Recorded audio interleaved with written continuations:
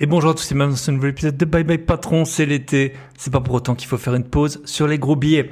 Et aujourd'hui, j'ai plein de choses à vous raconter. Déjà, l'épisode du jour, ce sera avec Joris, qui est originaire de Toulouse, qui a travaillé dans le secteur pétrolier. On lui a refusé une promotion alors qu'il habitait à Paris.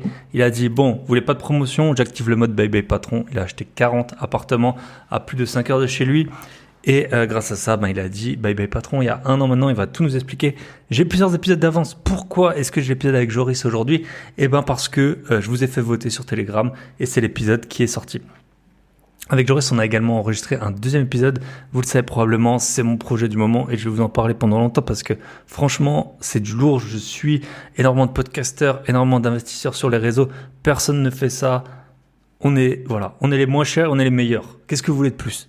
13,49€, vous avez accès à la boîte à outils de l'investisseur. C'est comme un Netflix de l'investissement. On a déjà enregistré une douzaine d'épisodes. On a eu des conseillers en gestion de patrimoine, avocats, experts en bâtiment, architectes d'intérieur. Vraiment des gens avec des profils incroyables. Le dernier épisode diffusé, c'est avec un conseiller en gestion de patrimoine qui nous parle des ETF, qui nous parle de comment économiser 200 000 € de frais sur la gestion de son patrimoine. Voilà, vraiment, les épisodes, ils sont d'hyper bonne qualité. Je fais ça avec mon associé. 13,49€ pour les 50 premiers. Et là, on en est à 35, je pense. On a eu 35 personnes qui nous ont rejoints. Donc voilà, il reste 15 places. Vraiment, vous n'allez pas le regretter. Comme toujours, vous commencez quand vous voulez, vous arrêtez quand vous voulez. On n'est pas là pour vous dépouiller, on est là pour vous aider à faire des gros billets. Si vous nous rejoignez, voilà, il y a eu pas mal de nouveaux auditeurs grâce à l'épisode avec Manoa. Si vous êtes jeune, que vous êtes en CDI, vous allez pouvoir imiter Joris pour dire Bye Bye Patron si ça vous intéresse, ou en tout cas pour encaisser des gros billets. Si vous ne connaissez pas, moi j'ai 2 passions dans la vie, l'investissement et les gros billets. Donc ça c'est un, et le deuxième c'est les voyages. Donc j'ai acheté pour 1 million d'euros d'immobilier l'année dernière. J'avais déjà pas mal d'appartements avant ça, j'en ai acheté, j'en ai revendu. Il se passe toujours plein de choses quand on est investisseur. Et après, mon autre passion, c'est les voyages. J'étais déjà dans 11 pays l'an dernier. Et là, j'ai encore quelques voyages de prévus. D'ailleurs, la semaine prochaine, je vais partir dans ma 5e capitale européenne du mois. Qu'est-ce que je voulais vous dire d'autre? Donc, grosbillet.com, mon site. Déjà, le nom, il est cool. Il est cool. J'avoue, on m'a aidé à le trouver. Mais il est super cool. Et j'ai fait une refonte totale du site pour mieux que vous puissiez avoir tous les liens. Lien vers le podcast, lien vers le Telegram où vous avez pu voter et vous pouvez discuter de vos projets immobiliers ou de vos problèmes immobiliers. Et toutes mes formations. Et pour fêter ça, pour fêter les déterres qui regardent, qui écoutent l'épisode en plein été, pendant 2 semaines, je vous fais moins 20% sur toutes les formations. Moins 20% si vous écoutez le podcast depuis longtemps. En fait, c'est jamais arrivé. Voilà. Donc, il y a la formation négocier pour faire des gros billets. C'est le moment où les taux sont hauts. Les vendeurs ont moins d'acheteurs. On peut bien négocier. Voilà. On a un des membres du Club Invest. Il a négocié 11 000 € sur un bien à moins de 100 000 €. Félicitations à toi d'ailleurs. Il se reconnaîtra. On a passé ensemble le compromis pas plus tard qu'hier. Ensuite, j'ai la formation un dossier bancaire en béton. On m'a dit que c'était mieux que les dossiers des courtiers. C'est pas moi qui l'ai dit, c'est les banquiers, des personnes qui avaient suivi la formation. Cette formation, elle coûte même pas 50 €. Voilà, dossier bancaire en béton et faire des gros billets avec votre résidence principale. J'ai fait plus que 5 000 € en 2 mois et demi avec ma résidence principale. Ça me paye une bonne petite partie de mes voyages. J'explique comment j'ai fait. J'ai que des 5 sur 5, que des 10 sur 10 sur Airbnb et Booking. C'est incroyable. Encore là, la semaine où vous allez écouter ça, je pars, comme je vous ai dit, dans une capitale européenne. Et pendant que je serai pas là, boum, 500 €, 570 € exactement, qui tombent sur, quelqu'un sera dans ma résidence principale pendant que moi je serai en vadrouille. C'est top, vraiment incroyable. Et en plus, les voyageurs, ils me laissent des trucs. Il y en a qui me laissent. Franchement, c'est incroyable ce que les gens ils me laissent. Et puis aussi, ils me guident vers des endroits qui sont, par exemple, à 1 heure de chez moi que je connais pas. Ils disent, ah voilà, j'ai fait ça. C'est super intéressant d'échanger. Voilà, vous avez donc ces formations à moins 20% et la dernière, et ça va faire la transition parfaite. Changer de vie grâce au podcast. Et oui, ma vie, elle était déjà cool avant, mais depuis que j'ai le podcast, il s'est passé beaucoup de choses. Et cette semaine, ma vie, elle a été assez rythmée par le podcast. Pour rien vous cacher, lundi, j'ai enregistré un double épisode que vous allez avoir avec l'investisseur boxeur qui fait partie de la team Green Bull Yann Darwin. Super épisode, 2 gars de l'Est. On s'est vraiment bien entendu. Ensuite, Mercredi, je suis parti, et ça c'était un peu le highlight de la semaine, je suis parti à Paris. Vous avez une belle ville, les Parisiens, mais punaise, il y a du monde. Il y a du monde et c'est sale, hein. Mais c'est une belle ville. J'adore y aller et surtout pour là, c'était même pas 24 heures. Je suis juste allé pour une seule raison. J'étais invité par Jérémy Nabé, qui est aussi podcasteur de Ça fait un bail. Et il nous a invités avec son associé sur un projet qui est Martin Ménez, fondateur de Bivouac. Et en fait, ils achètent un château. Ils nous ont proposé d'investir dans le château. Donc voilà, sans podcast, jamais on m'aurait proposé d'investir dans le château. J'ai rencontré pas mal de gens que j'avais rencontrés, des réseaux avec qui j'avais enregistré à distance. Dorine, Stéphanie, avec qui on a fait le podcast avoir 300 000 euros de fonds publics et un super podcast privé également sur la boîte à outils des investisseurs. Il y avait Paco, franchement, après ça va super vite ces événements, on n'a pas le temps de parler à tout le monde. Paco, investisseur 4.0. Très très bon podcasteur également. Donc et puis bien sûr Jérémy, c'était super de le voir, c'était la première fois que je le voyais en vrai, très sympathique, il avait super bien géré la soirée. Et puis ensuite il y avait plein de gens que j'ai adoré rencontrer. Et il y avait notamment un certain Michael Ferrari. Pour les jeunes, ça vous parlera peut-être pas, mais moi, ça a été c'était un des premiers youtubeurs IMO. Et en fait, quand j'ai découvert, j'avais déjà à peu près, je pense, 1 million d'euros d'immobilier à ce moment-là, mais ça m'a permis, je sais pas, c'était à 5-6 ans, ça m'a permis de bien accélérer, notamment accélérer les investissements en France, parce que j'en avais beaucoup à l'étranger à l'époque. Et voilà, ces conseils ils ont été utiles. C'était une autre époque, hein.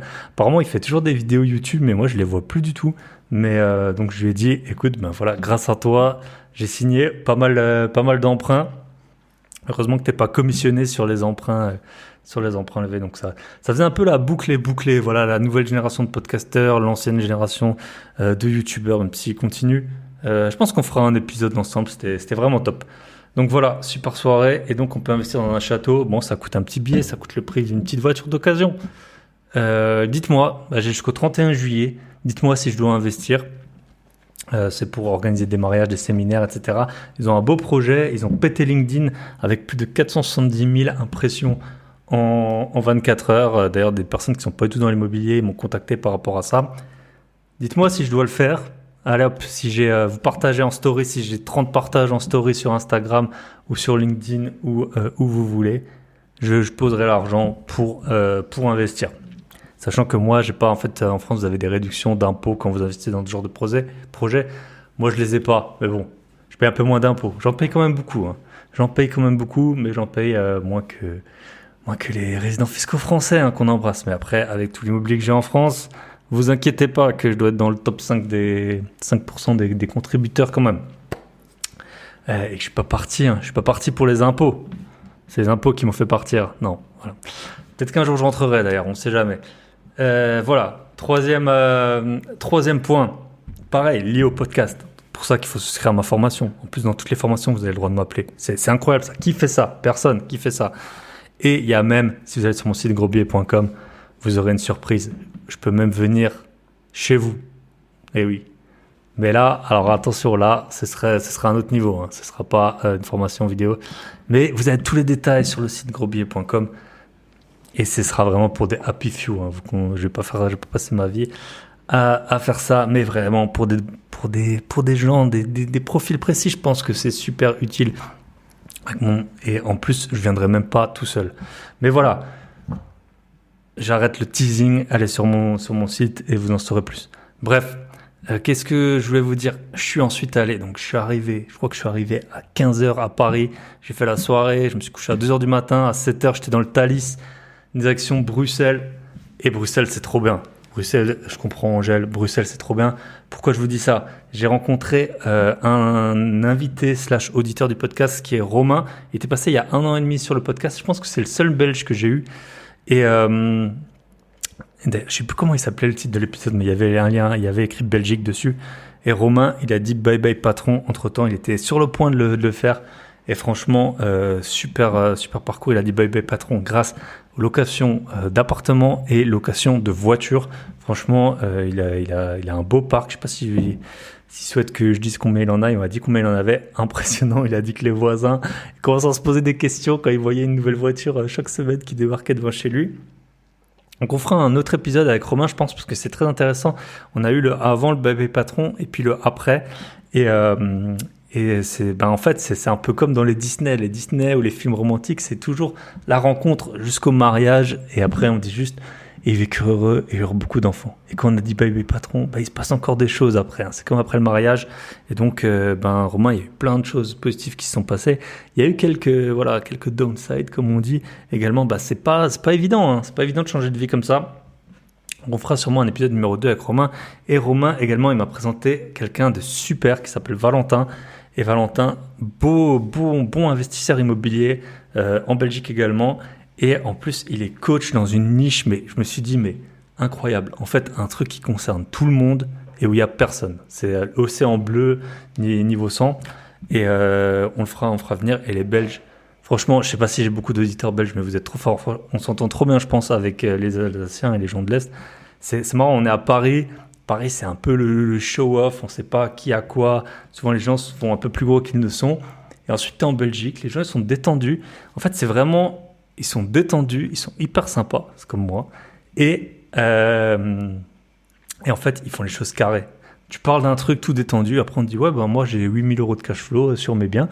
Et après, hop, on reparle d'autre chose. Donc c'est vraiment, je trouve, c'est un peu comme la mentalité que j'essaye d'avoir, et j'espère que je l'ai, c'est faire les choses hyper sérieusement. Voilà, là j'avais un membre du Club Invest, il est en train de signer un compromis, on a passé 1h30 à lire le compromis hier, voir tous les points qui étaient possibles qui pouvaient être, comment on dit, judgmental, comme on dirait en français, enfin, les points un peu critiques.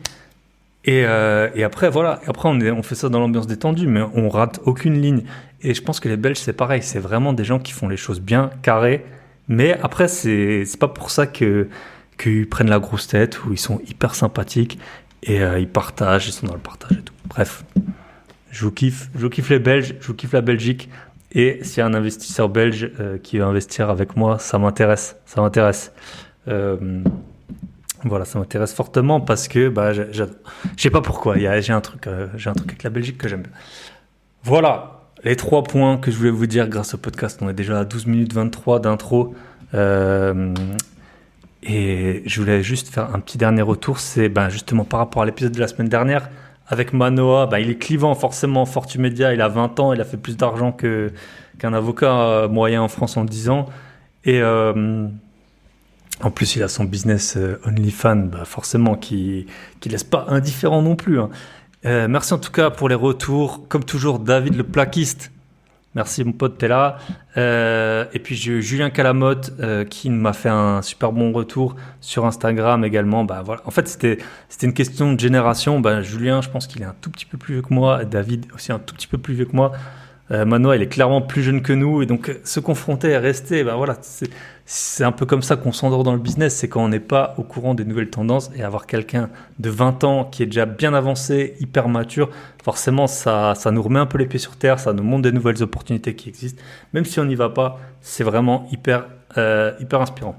Merci également à Estelle, Ja et Pure Lake pour leur retour sur le podcast. C'est grâce à vous que je continue toutes les semaines et que je passe un temps fou avec ce petit hobby. Mais voilà, ça fait partie de ma vie maintenant. Et j'espère, si vous avez une passion ou quelque chose à partager, c'est pas que sur l'immobilier. Franchement, lancez votre podcast. Et bien sûr, achetez ma formation. Vous allez gagner du temps, vous allez gagner un temps fou. Franchement, les gens qui ont acheté la formation, ils ont lancé leur podcast. Il y a des gens, ils disent, ouais, je dois la lancer, hein, ça en est où? Hop, ceux qui ont acheté, ils passent à l'action. On se retrouve de l'autre côté avec Joris. Et n'oubliez pas, il y a un 2e épisode sur la boîte à billets. Alors, il n'est pas encore paru. Vous avez déjà 5 épisodes de disponibles. Et l'épisode avec Joris sur la boîte à billets, il paraîtra dans peu de temps. Et sur l'épisode de la boîte à billets, la boîte à outils de l'investisseur, c'est la même chose. Le site, c'est www.boîteabillets.com. Et on appelle ça la boîte à outils de l'investisseur. Joris, il nous montre son écran et en fait, il a un fichier d'analyse. Vous allez voir, il est ingénieur, il processe énormément les choses et ça lui permet de faire les choses de façon carrée et efficace. Et sur l'épisode privé, il nous partage son écran, son fichier, qu'est-ce qui fait qu'il va visiter ou non un bien à plus de 5 heures de chez lui. Et c'est comme ça qu'en fait, il va visiter très peu de biens et que la plupart des biens qu'il visite, et en fait, il fait une offre et il achète. Il a acheté plus de 40 biens en 2 ans à 5 heures de chez lui. Combien est-ce que vous avez acheté de biens en 2 ans ? Bonne question. Voilà, on se retrouve de l'autre côté avec Joris. Merci. Et rendez-vous avec Joris.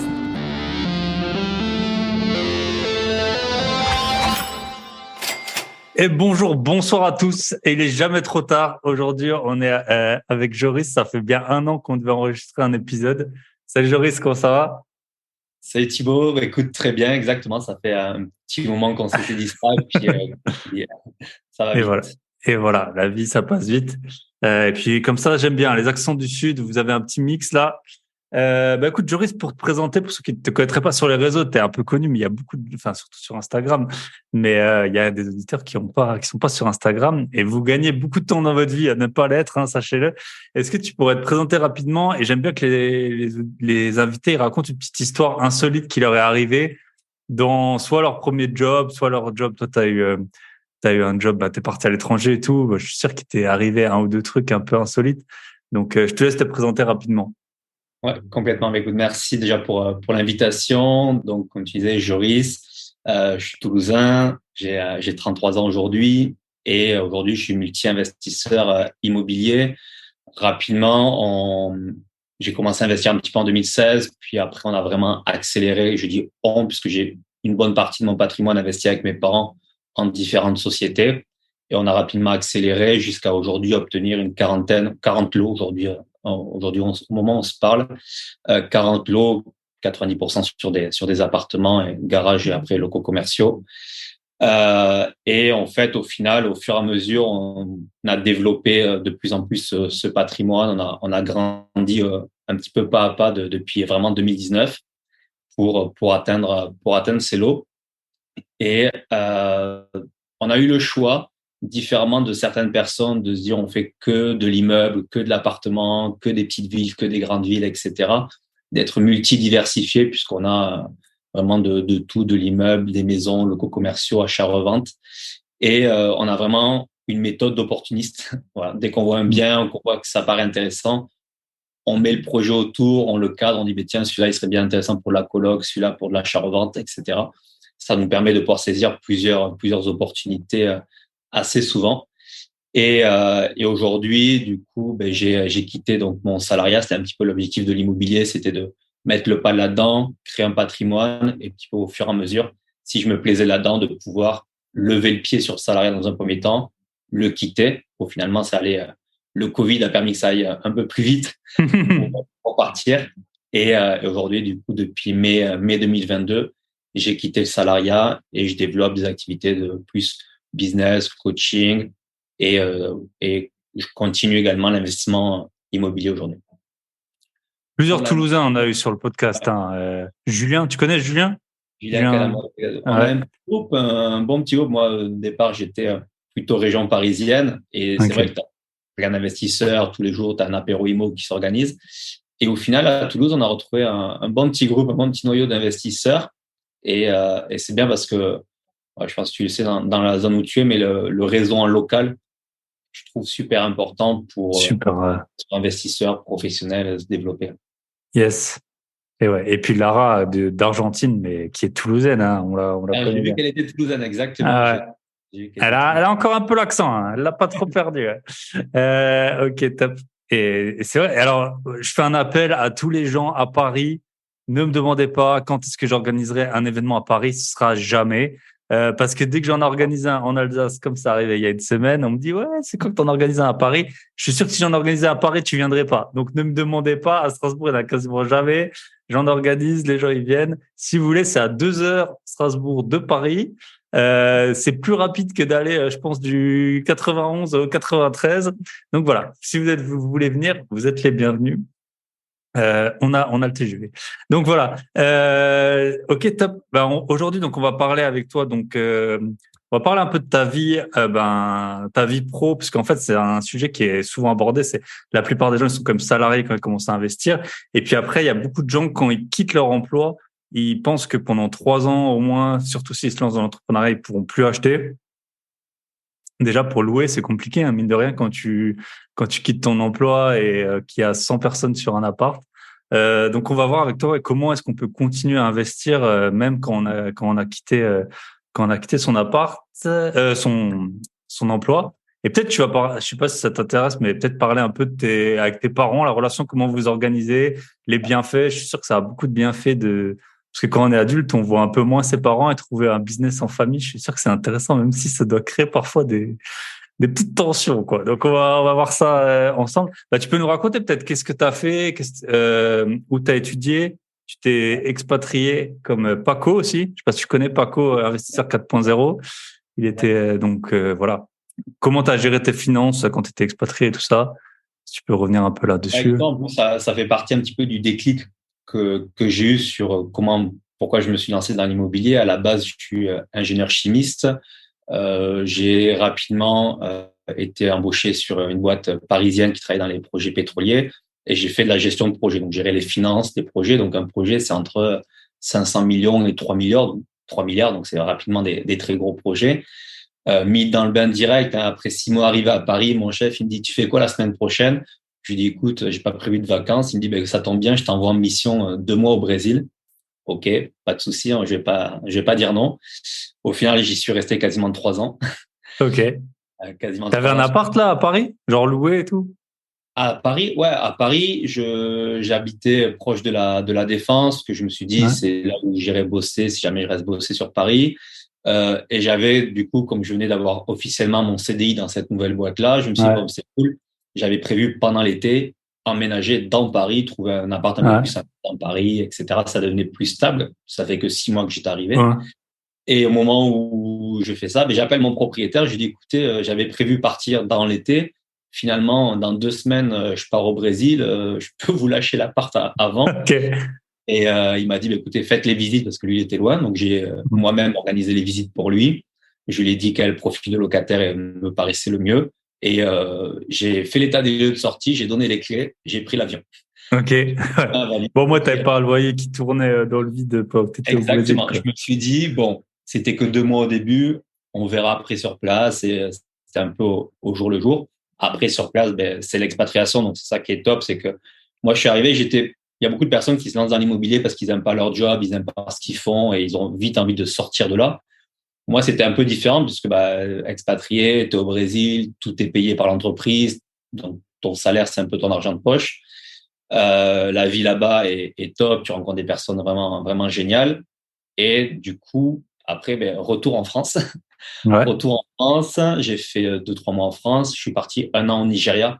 Pareil, Ok. même si le projet pétrolier à gérer directement. Donc, conditions un petit peu différentes. On pouvait Ouais, moins le sortir. Nigeria, c'est pas le Brésil, quoi, hein. Tu peux un peu moins sortir, je pense, hein. Un petit peu moins sortir. Le week-end, voilà, on n'allait pas très loin. Mais c'était plus de dire, voilà, j'ai fait un peu ma pige en Afrique noire, en Afrique de l'Ouest. Les boîtes pétrolières, elles aimaient bien ça. Et comme ça, quand je reviens, moi, j'avais toujours le but de grandir dans l'entreprise, d'aller de projet en projet, de voyager tant que je pouvais. Donc après, je suis parti en mer en Égypte. Je gérais des bateaux en mer d'Égypte, Ok. euh, des bateaux pétroliers d'installation. Et petit à petit, c'est là où je me suis Et ça, rendu c'était des compte. bateaux qui forent, en fait. Ça, c'est des Non, bateaux. là, on avait des bateaux. Moi, j'étais sur un bateau qui était proche côte et qui venait enfouir le pipeline dans le sable. Pas que les ancres des bateaux, puisqu'on était à moins de 10 mètres de profondeur, les ancres des autres bateaux de pêche, par exemple, viennent taper dans les pipelines. Donc, en fait, Ok. on avait un bateau qui venait, lui, enfouir le pipeline qui avait déjà été posé dessous. Donc, c'était des Ok. bateaux où je gérais à peu près 80 personnes sur les bateaux. Donc, c'est des missions souvent de 3 semaines, un mois, et j'y revenais de temps en temps.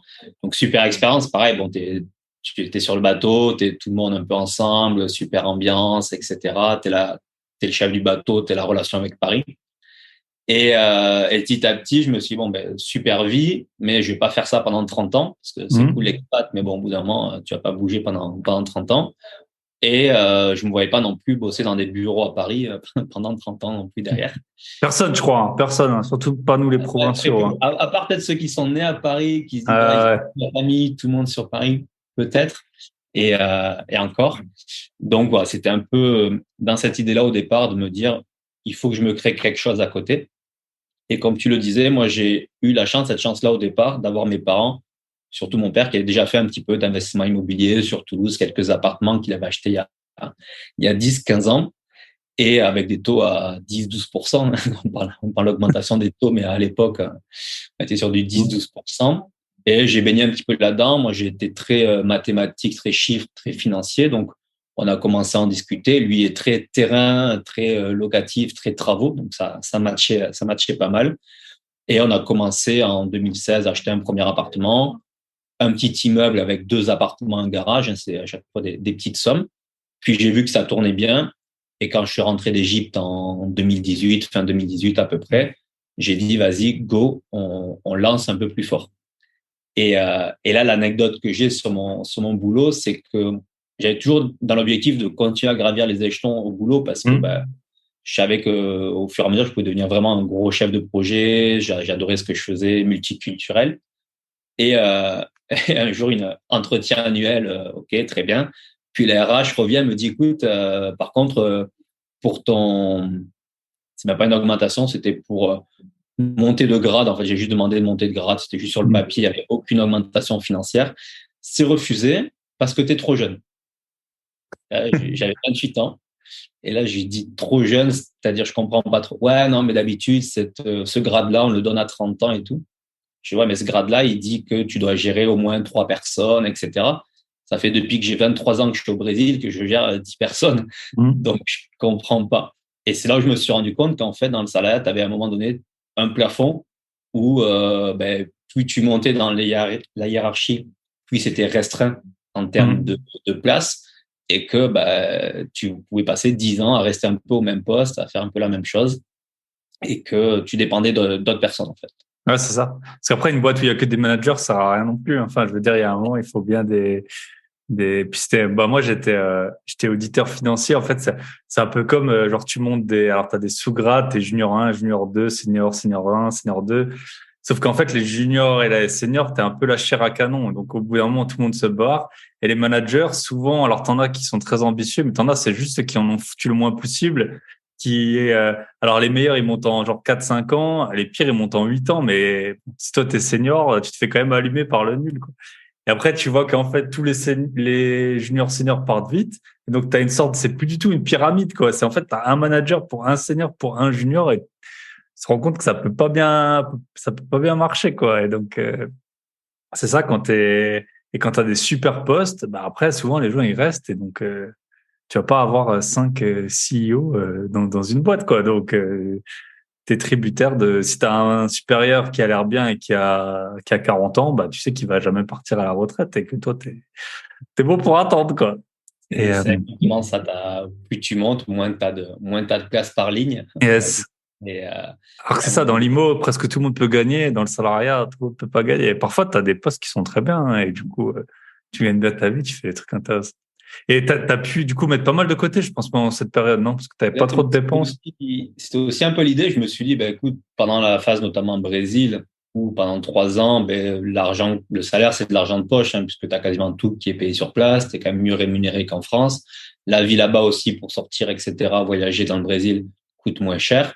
Donc, j'avais fait à peu près peut-être 35 000 euros de côté là-dessus.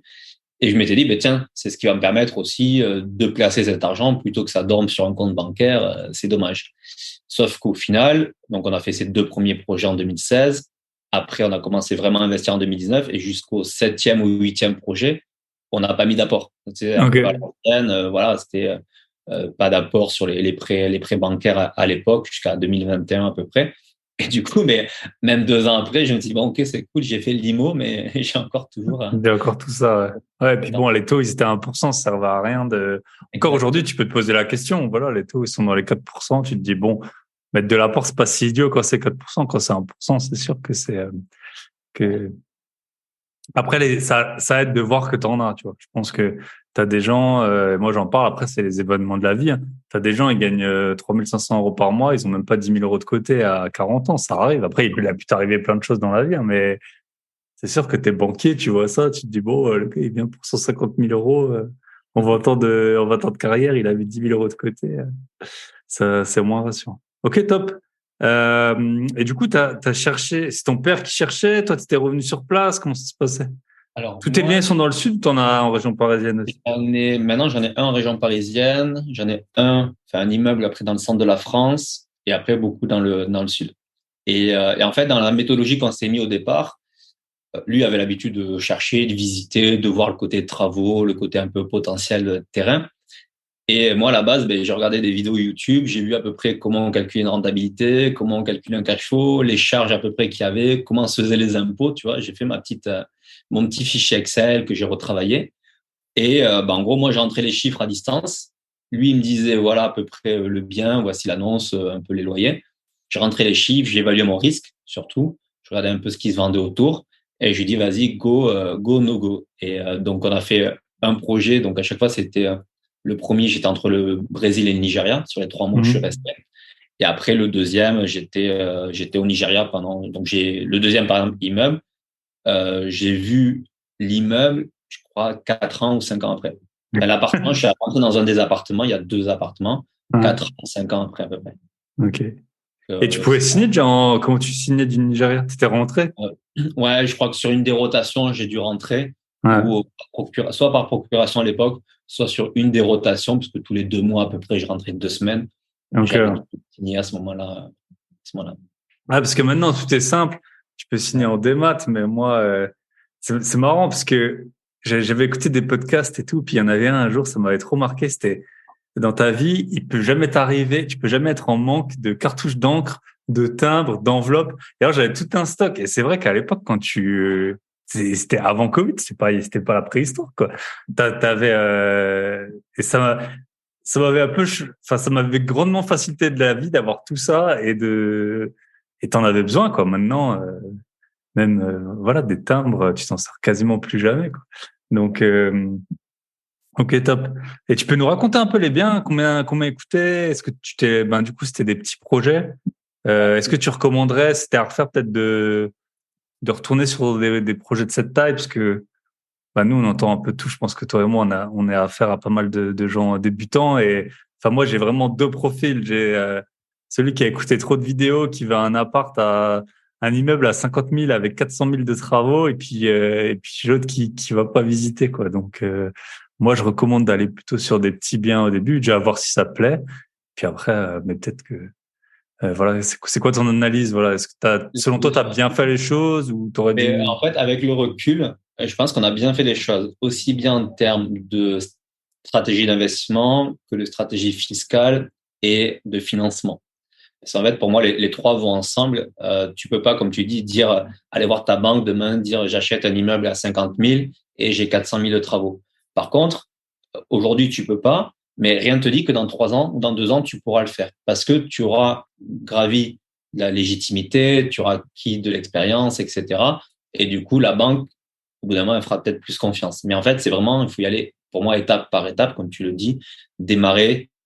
Et ça va dépendre de chaque personne, de la capacité de financement. Par exemple, quelqu'un qui vient me voir, on voit qu'il a une capacité à 1 million, je vais pas le faire partir sur un appartement à 50 ou à 100 000. Au contraire. Là, si en plus c'est des personnes que je peux accompagner, grâce à quelqu'un qui a l'expérience, qui peut l'accompagner, on peut aller sur quelque chose d'un peu plus gros dès le départ, parce qu'on sait que la banque, elle suit, donc c'est le premier point. Et ensuite, on sait qu'on peut l'aider à maîtriser le risque ou l'analyse d'un gros projet. Mais nous, au départ, pour donner l'exemple du premier, en fait, une belle anecdote sur le premier, je vois l'annonce, j'étais sur Toulouse à ce moment-là chez ma sœur, j'envoie à mon père, je dis, écoute, regarde l'annonce, contacte-le, on va visiter demain matin. C'est un particulier, un appartement sur Toulouse, 1000 euros, 1100 euros du mètre carré. OK, ça se louait, on était à peu près à 10%, 12% de rendement dessus. Il contacte, en fait, on se rend compte que c'est son ancien prof de judo, Ah ouais, de judo quand il était tout petit. incroyable. Il nous fait visiter. Pendant la visite, on voit, donc ça correspondait à ce qu'on avait analysé, etc. Il était à 78 000 euros. Et là, il nous dit, ah, mais ouais, mais là, j'ai vu, bon, il n'y a pas le double vitrage, j'ai fait un devis, il y en a pour 3 000 euros, je vous le baisse de 3 000 euros. OK. Là, il y a la salle de bain, elle est un peu vieillotte, je vous rebaisse de 3 000 euros. Moi, je disais à mon père, déjà 78 000, alors c'était mon premier rachat, mais bon, 000, on n'est pas trop mal. 72, je pense qu'on est bien. Et là, pendant la visite, il recevait des appels pour venir visiter. Ouais. Et mon père, il dit, c'est bon, stop, on bloque, on achète, ça va, on connaît le secteur, le bien, il a un prix qui est raisonnable. Et donc, on a acheté directement ce premier. Le deuxième, j'ai acheté un immeuble moins cher que l'appartement. Moins que 72 000 euros. Un garage et 2 petits T2, 59 000 euros. OK. 59 000 euros. On n'a fait quasiment pas fait de travaux à l'intérieur. OK. Et Ah, c'est loué depuis 2016, du coup. Et pourquoi ils vendaient? Enfin, pourquoi? Autant quand il y a des travaux, je me pose la question, autant quand là, t'as un, C'est, soit pour aller plus gros peut-être, ou pour ouais, ou un autre gros, projet de vie. honnêtement. Ouais, particulier direct, c'est mon père qui a vu, qui a géré la partie de terrain. Moi, j'étais au Nigeria à cette Mhm. époque-là. Je vois le bien, j'analyse, je dis, écoute, il y a peu de risques, même on va avoir Mhm. des travaux peut-être derrière à faire qu'on n'aurait pas prévu au début. Bon, on est quand même protégé avec ce prix d'acquisition-là. Et Ok. donc, on est parti, on a acheté, Mhm. le garage chez nous facilement parce que c'est en plein centre-ville. Donc, c'est pour du stockage, c'est super utilisé. Et après, les deux petits T2, pareil. Mhm. Ouais, c'est intéressant ce que tu dis pour le stockage, parce que moi, les garages, à un moment, j'étais un peu moyen chaud, parce que je trouvais que ben voilà, enfin, on sait pas trop l'avenir, ce qu'il va nous dire avec les voitures autonomes et tout. Je me suis dit, ouais, les garages. Mais en fait, là, pour en avoir acheté avec des apparts, quoi, je me rends compte que ça se loue hyper bien, et il y en a moins de 1 sur 2 que tu loues pour garer une voiture, en fait. Les gens, c'est pour stocker. Et puis après, une fois qu'ils ont stocké leur truc, t'es sûr qu'ils vont rester longtemps, quoi. Soit ils vont rester 2 mois, c'est entre deux trucs, soit Ouais. t'es parti pour 5 ans, quoi. Et pour te dire, Intéressant. sur un des garages qu'on avait qui était très grand et j'avais réfléchi à l'optimisation, je voulais créer plusieurs petites caves de stockage et j'avais fait Mhm. des annonces test et t'explosais le rendement sur ça parce que bon, créer un mur de parpaing pour séparer en cave, c'est pas Mhm. cher. Tu mets une caméra pour protéger au cas où un peu ton espace. Et après, ben, en fait, comme tu dis, des gens, notamment dans des centres-villes où ils ont des appartements, ils ont peut-être pas forcément de cave, ils ont pas de quoi stocker, tu vois, des étudiants sur des petits studios, etc. Mais là, ça leur permet de stocker à faire d'hiver, à faire d'été, un vélo aussi, des choses comme Mhm. ça. Des Et ben, skis, tout ça. Yes. ça, c'est- Ah, intéressant. Ouais, du coup, les garages, j'ai un peu changé. Alors, perso, j'achèterais pas des garages, sauf peut-être beaucoup, mais d'un coup. Mais voilà, si vous avez des garages, et puis j'ai même acheté récemment un appart avec 2 garages parce que je voyais bien l'opportunité. Puis souvent, tu peux gagner beaucoup d'argent. Enfin, moi, en tout cas, maintenant, j'essaie de louer les garages à part quand je peux. Parce qu'en fait, ton loyer, même si tu as un garage ou 2 garages, tu vas pas louer beaucoup plus cher. Alors que, puis les gens, quand ils visitent, ils se rendent pas compte que c'est chiant de se garer en dehors. Ils disent, ouais, c'est beau. Là, j'ai une locataire, elle m'avait dit, ouais, avec le garage, c'est trop cher, je le prends sans. Je dis, bon, ok. Après, je l'ai revu, elle m'a presque supplié, vous avez pas un garage, là, je me prends tout le temps des PV et tout. Écoutez, moi, j'en avais un, vous ne vouliez pas, vous ne vouliez pas. Yes. Intéressant. Et comme tu l'as dit, là, les 72 000, c'est un bon point. Moi, les meilleures affaires que j'ai faites, quasiment toutes, c'est, j'ai pas négocié, quoi. Quand tu le sens, quand tu connais le marché, quand tu vois, quand tu arrives à visiter vite, après qu'une annonce, elle est parue, c'est, ça va vite. Ça va faut, vite. il faut aller vite et puis il y a pas, faut pas trop réfléchir, quoi. Tu le sais, tu as toutes tes données, tu dois être déjà prêt avant de visiter, quoi. Ah, mais ça a été vraiment un cœur de nos achats après. Donc ça, c'était les deux premiers achats Hmm. 2016-2017. Donc là, les erreurs qu'on a faites, c'est plus sur la fiscalité, puisqu'on était sur la location nue, sans travaux, sans différé, sur des durées de 15 ans en termes d'emprunt. Donc tu vois, Hmm. le produit était bon, le bien en lui-même était bon, très bien, mais le projet qu'on avait mis autour, l'enveloppe, ben moi, j'y connaissais pas grand-chose. Donc on l'a fait un petit Hmm. peu à l'ancienne, j'ai envie de dire. Mais par contre, ça a le cœur d'aujourd'hui d'avoir quasiment remboursé de moitié, d'avoir toujours tourné et aujourd'hui d'avoir fait quasiment l'appartement à 72, il a fait x2 Hmm. et l'immeuble, il a fait 30 ou 40% de plus à peu près en 6-7 ans.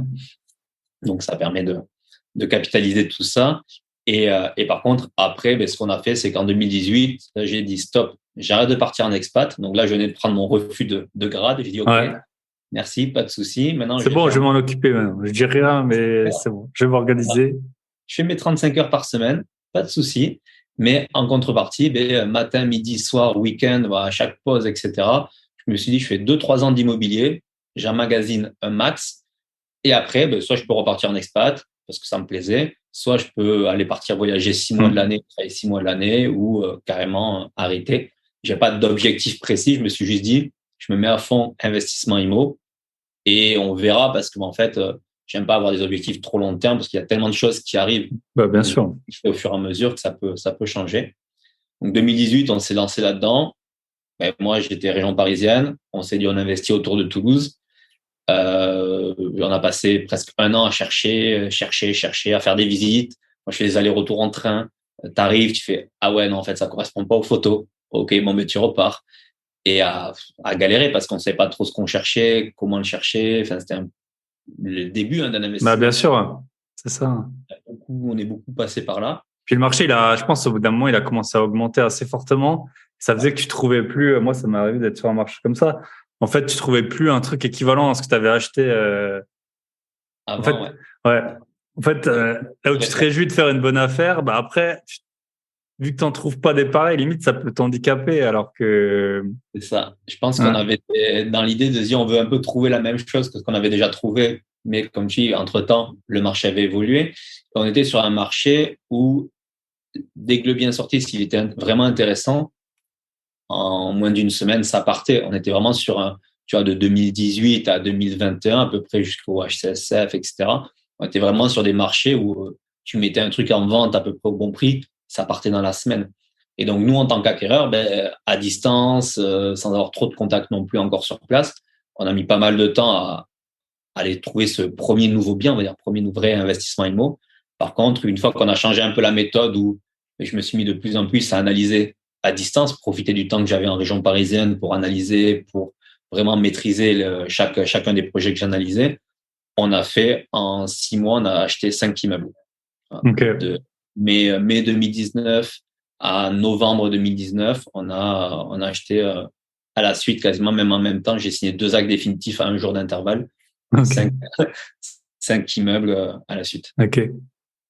Et du coup, c'était votre stratégie, vous l'avez orienté comment? Vous l'avez niché sur un seul type de bien? Ou c'est quoi qui a débloqué en fait la situation? Ce qui a débloqué, c'est que déjà, on a appris à dire non, parce qu'on a déjà des agents IMO qui nous envoyaient des biens en mode, tiens, c'est intéressant, puis du coup, faire plaisir, on dirait, on va aller les visiter. Ouais, pour le réseau, ouais. Parce qu'en Pour fait, le les agents, ils te réseau. rappellent pas si souvent. Voilà, donc là, on se dit, bah, ouais, on va aller faire plaisir, ça a l'air intéressant. On y allait, paf, ça correspondait pas aux photos, etc. Et en fait, au fur et à mesure, j'ai commencé à me faire une petite liste aussi de questions. En fait, à chaque fois que j'allais sur place et que ça tombait à l'eau, je me remettais toujours en question en me disant, OK, qu'est-ce que j'aurais pu anticiper en amont, des questions à poser, des choses à vérifier Mmh. sur Internet, etc., qui aurait fait que j'ai pas besoin d'aller sur place. Mmh. Donc, petit à petit, ça m'a permis, moi, d'aller cerner un peu plus facilement et d'aller surtout éliminer les projets qui, ça servait à rien d'aller les visiter. Et en fait, ce qui a eu le déclic, je pense, c'est juste qu'on a acheté le premier. Et ensuite, quand on est venu, au début, on fait un peu soi, etc. Donc, on est venu mettre les meubles, apporter les meubles, les monter, etc. Et on s'est dit, on reste 2, 3 jours dans la ville. Et pendant les 2, 3 jours, qu'est-ce que je fais? Je regarde les annonces. Et donc, Mmh. je regarde les annonces et pouf, on en trouve un. Je vais visiter. Et je pense que ça nous a rassurés aussi sur nos analyses. Je pense qu'on avait un peu de doute aussi au départ sur les Ah, analyses. forcément. Et le premier vrai investissement dans cette ville-là, ça nous a fait premier déclic. Le deuxième, pour donner un exemple, j'ai visité, enfin, l'annonce est sortie à 8 heures. À 10 heures, j'ai appelé. À 15 heures, je visitais. À 15h30, il y avait l'offre d'achat et à 16 heures, je repartais en train. Donc, Mmh. c'était vraiment un côté, je savais que le bien, il était à un prix correct. J'aurais peut-être pu négocier 3 000 à 4 000 euros. Mais en fait, si j'avais essayé de négocier 3 000 à 4 000 euros, je pense qu'il serait parti pour quelqu'un d'autre. Mmh. Et donc, ça a été vraiment de se dire, il faut prendre des décisions rapidement. Et c'est un peu ça qui a été le déclic, je pense, de fait de se dire, OK, je me rassure sur mes analyses, je me lance et ça va tourner. Yes. Et puis après, tu as vu aussi la demande locative, parce que c'est un peu le gros. Enfin, moi, en tout cas, au début, c'était un peu le gros point d'interrogation. Parce que toi, même si tu as déjà été locataire, bah, tu sais pas, en fait, quand tu mets une annonce, combien de temps. Puis aussi, on avait l'habitude des agences. Enfin, quand j'étais étudiant, tu allais dans une agence IMO, souvent, au début, le bon mois, ça marche pas si bien et tout. Donc, ça prenait du temps. Enfin, voilà, t'arrives pas vraiment à te rendre compte de la tension. Mais c'est vrai que quand t'es avec des investisseurs, en voyage ou quelque part, moi j'ai un de mes meilleurs potes, il a plus que 100 appart, mais quand on est quelque part, le gars t'arrives pas à le décrocher autant quand on est là où il habite, il fait sa vie, mais quand on est en vacances, c'est le bon coin. Ouais, vas-y, regarde ça, il te propose des trucs, mais ça va de la remorque au chalet, au truc. Il est tout le temps dessus, c'est parfois dans des endroits paumés, il n'y a pas de réseau. On dit, mais vas-y, lâche ton téléphone.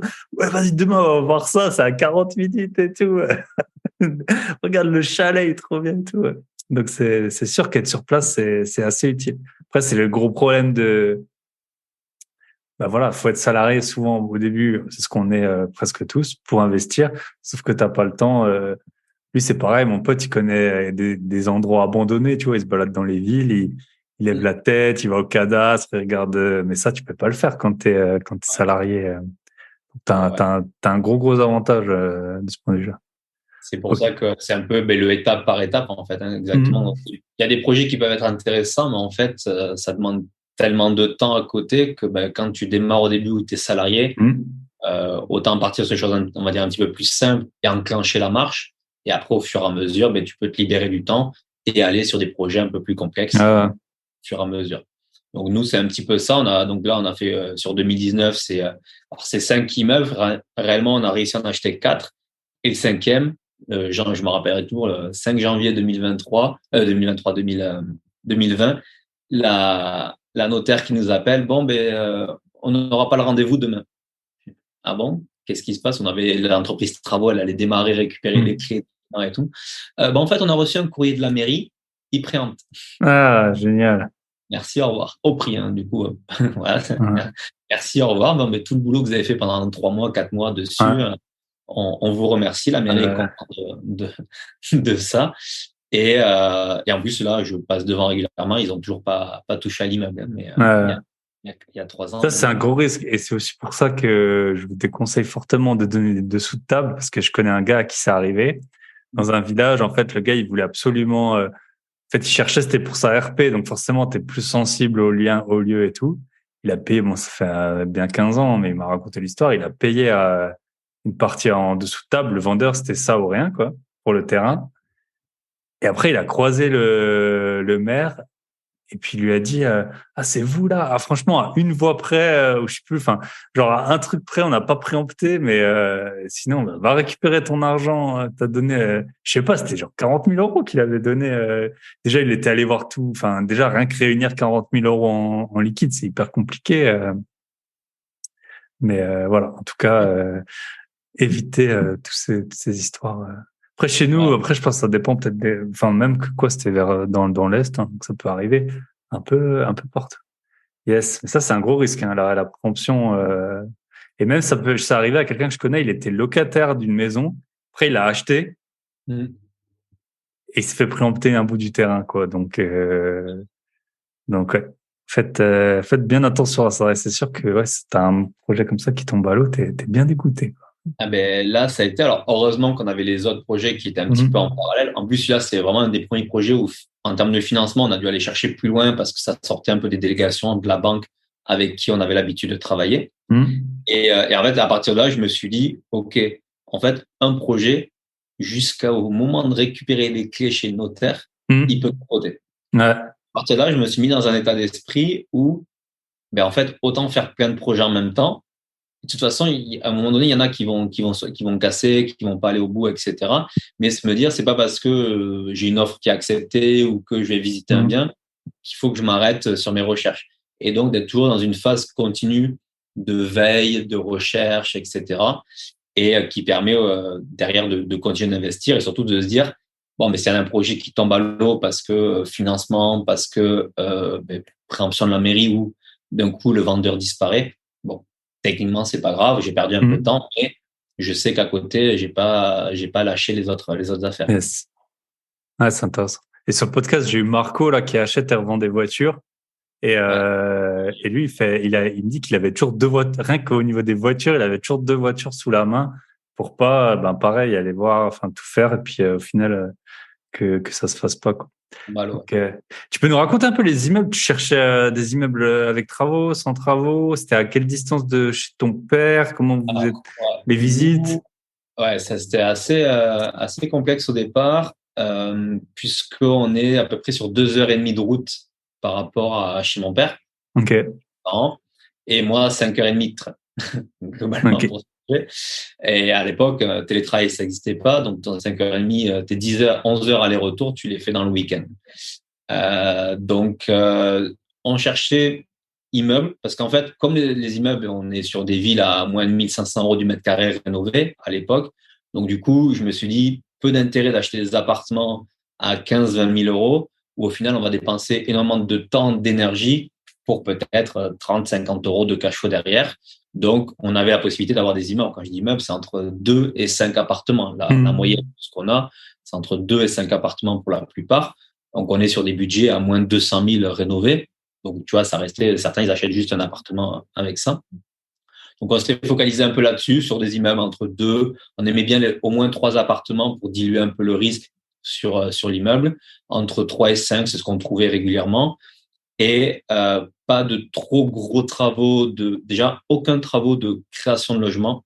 Parce qu'en fait, je savais que la mairie, même si le PLU l'autorisait, le mec de l'urbanisme m'a dit non, mais moi, de toute façon, dans la ville, j'autorise aucun poste de compteur électrique, aucune création de logement ou division d'appartements. Ok. Donc, je savais. Pour moi, tu savais, ouais. Voilà, quand l'agent IMO me dit oui, alors là, il y a 4 studios, il y a combien de compteurs électriques? Il y en a un seul, mais vous inquiétez pas, vous pouvez ajouter les compteurs. J'ai dit, ok, ça tombe bien, j'étais avec la mairie la semaine dernière, ils m'ont dit qu'ils refusaient. Et ça, tu l'as su comment? En fait, je suis allé voir l'urbanisme j'allais les voir parce qu'on avait des fois des travaux qui demandaient des déclarations au préalable. Et j'aime bien, moi, je suis de nature assez curieux, j'aime bien connaître un petit peu tout. Même si je m'en sers pas de suite, je sais qu'à un moment donné, ça va me servir. Et à ce moment-là, du coup, j'avais eu l'occasion d'avoir un rendez-vous avec la mairie. Donc, j'en ai profité pour aller faire le tour des bureaux des mecs qui étaient à côté. Et je tombe sur celui du centre-ville, de l'urbanisme, qui s'occupait vraiment que du centre historique. Et donc, on a discuté. Et comme c'était quelque chose que je voyais souvent, une sorte de maison de ville, avec un compteur pour 2, 3, 4 appartements, je lui ai dit, comment ça se passe dans ce cas-là, qu'il faut faire la demande, etc. Et donc, c'est là où il m'a dit, en fait, vous pouvez, mais aujourd'hui, pour l'instant, sur les 3 à 5 prochaines années, on refuse parce qu'on veut pas de petits logements, donc on veut pas de division d'appartements, de création d'appartements dans les combles, de petits logements. On veut plutôt refaire venir des familles, donc garder des grands logements dans le centre-ville. Intéressant. Donc, dès qu'il m'a dit ça, moi, ça m'a permis, dans mes analyses à distance, d'éliminer tous ces immeubles-là, tous ces biens-là, où il y avait ce risque-là d'un seul compteur ou de moins de compteurs que de l'eau. Et après, dans les recherches, c'était vraiment, moi, je suis très chiffres, c'est-à-dire que si les chiffres sont pas bons, je réfléchis pas plus. Et par contre, si les chiffres sont bons, après, direct, on fait l'analyse technique et on va sur place. Et après, on valide le projet. Petit à petit, on commençait à bien connaître le secteur. Donc, même à distance, on pouvait dire, OK, dans telle rue, on sait que c'est bien. Dans telle rue, on sait que c'est moins bien. Donc, voilà, on savait qu'on restait sur un budget dans les 150 000 à peu près, tout compris. 3, 4 appartements. Et puis, en fait, c'était plus, on avait une recherche, le bon coin automatique, immeuble, la ville, immeuble, la ville. Je crois que c'est tout. Et après, je fais de l'analyse de volume, le midi, le matin, le soir, même pendant les heures de boulot. Et puis on va tout se faire. Hein. Voilà. Yes. Comme ça. Et donc, tu as les 4 immeubles, à 5 immeubles, c'était dans la même ville, en fait. Ouais, même ville, quelques rues les uns des autres. C'est pratique maintenant pour la gestion. Et après, c'est mon père. Tu vois, par exemple, moi, je regardais un peu les biens. Comme lui, il travaille, mais il pouvait pas forcément être sur Internet à son travail. Moi, je faisais ça. Dès que je validais un peu l'analyse, je disais c'est OK. Lui, hop, il pouvait prendre la voiture, il allait visiter. Et ou quand on était nous sur place, parce qu'on savait que la semaine d'après, on allait arriver sur place, on allait visiter et on validait l'acquisition. Et les travaux, vous faisiez quoi en général?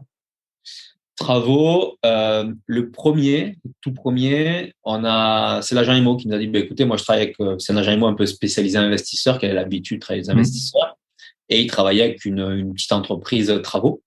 Donc je savais que si je passais par eux, comme l'agent IMO fonctionne un peu en tant qu'apporteur d'affaires pour lui, l'artisan, il allait pas faire n'importe quoi avec nous parce qu'il savait que l'agent IMO, c'est que nous on allait être potentiellement des bons clients.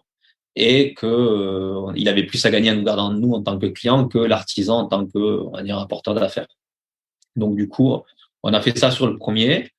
Et c'était quoi comme travaux? Rafraîchissement? C'était 2 studios squattés entièrement. Donc là, il y a rénovation à 9. 2 studios de 17-18 mètres carrés à peu près chacun. Donc, c'était vraiment sol au plafond, pas de création de cloison ou quoi que ce soit, mais c'était cuisine, salle d'eau, électricité, poste de parquet, etc. Il n'y a que les fenêtres qui étaient déjà en double vitrage. Et on a refait un peu rénovation complète. Le deuxième immeuble, il y avait quasiment rien. On a juste mis, nous, un coup de peinture sur les portes de cuisine, deux, trois petits éléments de déco. Je crois qu'on a refait une tapisserie, un truc comme ça. Mais c'était une maison qui était déjà habitée par les propriétaires qui vendaient du coup derrière. Donc, on a pu rapidement mettre en location puisqu'on était sur le mois de juillet. Donc, il fallait vite qu'on mette en location. Et après, les deux autres immeubles derrière, on avait gros travaux. Donc, un où on est passé par l'entreprise, pareil, avec qui l'agent immobilier avait l'habitude de travailler dans ce quartier-là. Donc, comme ça, ils connaissaient. Ça s'est super bien passé. Et la deuxième, pareil, par une entreprise où, non, la deuxième gros immeuble, on avait beaucoup de travaux. Là, ça a été première recherche par des contacts. J'ai testé deux, trois entreprises avec des devis. Et puis après, ça a été plus le feeling et valider le prix avec eux derrière. Donc vraiment analyse complète de l'entreprise et ils m'ont fait des plans pour les travaux, un devis détaillé. C'est déjà bien. C'est déjà bien. Devis détaillé. Ah ouais, c'est étape par étape. Ça a pris pas mal de temps parce qu'on arrivait pile début Covid. Donc, ça a pris pas mal de temps pour un peu lancer vraiment le truc, etc. Mais une fois qu'après c'était en place, c'est bien parce que ça déroule un petit peu, on va dire, tout seul. Ça marche.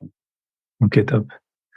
Et après, on va aller sur la partie comment tu continues à emprunter. Peut-être juste avec ton père, tu as des frères et sœurs? J'ai une petite sœur. Ok. Et du coup, comment ça se passe, genre les repas de famille, tout ça ressemble à quoi? Enfin, ton père et toi, moi j'ai un associé, on s'appelle, on s'écrit 100 messages par jour. Du coup, je pense que toi, avec ton père, ça doit être un peu pareil. Comment ça se passe un peu? Ouais. Alors du coup, c'est vrai que comme tu disais au début sur la relation de bosser donc avec des associés, mais du coup qui est la famille. Alors, ce qui est pas mal du coup, parce qu'au final, quand tu es là, toi, ton associé, tu choisis un peu ton associé, tu sais les compétences que tu as et que lui il a, etc. Là, ça a été plus de fait et de nature qu'on s'associe ensemble. Mais au final, on s'est rendu compte que moi, j'étais très analyste, chiffres, validation des projets, la stratégie fiscale, etc. Et lui est très terrain, relations locataires, travaux, etc. Donc, du coup, ça se complète pas mal. Et après, nous, on est associés aussi donc avec ma mère, mes parents tous les deux, et ma petite sœur. Ma petite sœur, elle est à 1%, je crois, des sociétés 1 et 10%. C'est plus pour le côté transmission qu'elles sont intégrées. Mais elle, l'immobilier, c'est là, au-dessus de la tête, complètement, même si elle commence un petit peu, elle va nous gérer les annonces Airbnb. Tu vois, on a commencé à mettre des appartements en Airbnb. Bon, elle, c'est des choses qu'elle peut faire un petit peu à distance, avec l'ordinateur, tranquillement, de son côté. Mon père, lui, va plutôt gérer, dès qu'on a des travaux, on a deux, trois immeubles en travaux, il va gérer les matériaux, les plans de travaux, la relation avec les artisans, etc. Comme ça, en fait, on s'est rendu compte qu'il valait mieux avoir un seul interlocuteur principal avec les gens avec qui on travaillait. Et ensuite, nous, on échange, mais au moins, ça évite de la perte d'informations. Ça, c'est vraiment ce qu'on a mis en place depuis un an. Avant, c'était moi, je m'occupe un petit bout, lui un petit bout, un petit bout. Et en fait, des fois, j'ai besoin de faire quelque chose, mais c'est lui qui avait l'info.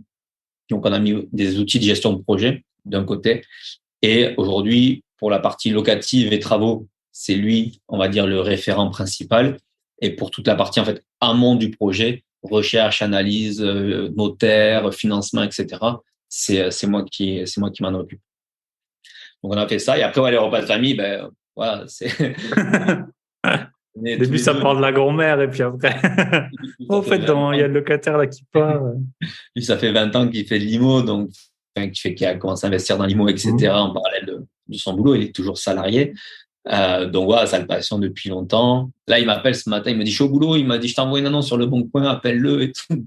Donc ouais, il est toujours passionné par ça. Et c'est bien parce que lui, il avait un peu la vision à l'ancienne de un prêt sur 15 ans, pas de différé, peu de travaux, location en nu. Et petit à petit, il a commencé à avoir la vision que j'avais plus stratégie globale, de patrimonial, de fiscalité, d'exploitation. Et maintenant, du coup, il a pris un petit peu le coup. Tu vois, par exemple, avant, on faisait une partie, on faisait le parquet nous-mêmes, on faisait la peinture nous-mêmes au début quand tu démarres. Petit à petit, j'ai réussi à lui faire comprendre que, écoute, ouais, mais regarde, là, cet immeuble-là, il a 2h30 de route. Donc, on va y aller juste les week-ends pour aller faire de la peinture, faire du parquet. Donc, oui, ça va nous coûter moins cher sur le papier, mais à la fin. Ouais, si tu as perdu 3 mois de location. Et voilà, 3 mois de location. On va pas pouvoir déduire notre temps des charges. Et en plus, regarde, toi, en 2 week-ends, tu peux peut-être trouver un nouvel immeuble. Et ça va nous rapporter le delta qu'on a dépensé en travaux, plus les responsabilités, enfin, voilà, toutes ces petites choses-là, mis bout à bout. Et donc du coup, petit à petit, il a commencé à prendre ça, à se dire, nous, on est plus des acteurs de gestion de projet. Je fais vraiment la gestion de projet.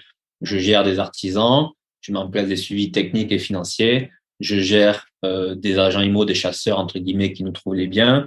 Et pareil pour la mise en location, on a des personnes sur place qui respectent nos process de mise en location et nous, on fait juste de la gestion de ces personnes-là. Ok. C'est des agences ou c'est des... Écoute, on a 2 biens qu'on a mis en agence, parce que c'est un immeuble où on voulait un petit peu tester ces agences. Ils voient qu'on a une trentaine de biens dans la même ville. Ils disent, au fait, ça vous intéresse de passer par nous? On dit, oui, on comprend. On dit, écoutez, testez avec ces 2 biens-là.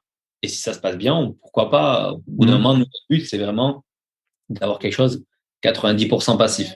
Donc, si on trouve une agence avec qui ça se passe bien, moi, je suis prêt à payer des frais d'agence là-dessus. Je crois qu'on a plus de charge mentale avec juste ces 2 biens qu'avec les 28 autres qu'on a dans la même ville. Parce que on se rend compte que on n'a pas l'info et qu'on la demande, on est obligé d'aller à chaque fois chercher l'info. Et juste ça nous prend du temps d'envoyer un mail, d'appeler, répondre pas, etc. Est-ce que le loyer a bien été payé ce mois-ci? Voilà. Plein de petites choses qui font que là, il y avait un petit dégât des eaux, juste pour la gestion. Et au final, c'est moi qui l'ai géré derrière.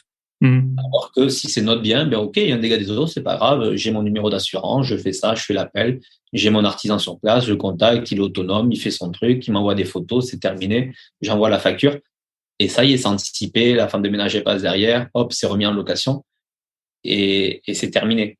Et au final, donc non, on le gère nous-mêmes. On a par contre formé des personnes sur place qui font l'opérationnel, qui nous permettent de faire des visites, notamment parce que c'est le gros point où on peut pas faire à distance, font des visites et nous à distance, on peut mettre l'annonce, gérer les dossiers, sélectionner les locataires et juste c'est sur place où on a une personne qui fait les visites, les états des lieux d'entrée et de sortie. Ok. Et elle a quel profil? Elle a une société? C'est un auto-entrepreneur? C'est quelqu'un qui est salarié d'un côté et qui a une auto-entreprise derrière qui fait pas mal de petits boulots à droite à gauche. Ok. Du coup, elle est quelqu'un beaucoup de bons relationnels, assez de terrain. Et donc, on lui avait proposé une fois pour les 2-3 premiers apparts. Et puis, ça s'est bien passé. Donc, on dit, écoute, si ça te dit, on a d'autres apparts. Alors, peut-être que des fois, pendant 3 ans, il y aura rien. Peut-être que là, hop, va y avoir une sortie ou 3 sorties en même temps de locataires. Top. Ouais, c'est intéressant parce que on a tous ce même... moi, avec mon associé, on est dans 3 pays, sur 2 continents. On n'a jamais trouvé une agence... Alors moi, j'ai un gestionnaire dans la ville où on a le plus de biens. Alors lui, par contre, il m'a déjà aidé à me trouver des artisans et tout. Donc là, je pense que c'est rentable ça. Mais trouver les louer, parce que lui, du coup, il délègue. Enfin, c'est pas une agence. Lui, il fait que la gestion. Et après, dans tous les autres endroits, mais on n'a jamais trouvé d'agence qui tienne. Pour te dire, mon associé, maintenant, il est au Canada. Il avait un appartement qui s'est libéré à Strasbourg. Il le loue, si je dis pas de bêtises, il me corrigera, mais enfin, quand il s'en est occupé, il le loue à 750. C'était l'an dernier, là. Ouais. Et les agences, ils lui disaient que, en fait, ils n'arrivaient pas à louer à ce prix-là. Ils lui proposaient de le louer à 400. Et quand il l'a mis à 750, j'ai dit, écoute, c'est bon, j'y vais. Tu mets l'annonce, toi, comme on fait toujours, quoi. Mais vu que c'était un bien qui était que à lui, voilà, je m'en occupais pas normalement. J'ai dit, vas-y, tu mets l'annonce comme on fait toujours. Et puis moi, j'irai te le faire visiter. Tu demandes à l'agence qu'elle me renvoie les clés. Il avait eu 80 messages en un week-end, je crois, ou un truc comme ça. Et l'agence, ça faisait 3 semaines, elle avait trouvé personne, elle avait dit, faut pas être à 750, faut être à 400. Enfin, voilà, tu vois un peu le niveau, quoi. Si même à Strasbourg, t'arrives pas à louer un appartement qui a été refait et tout. Donc, yes. Ok, intéressant. Le dernier point que je voulais voir avec toi,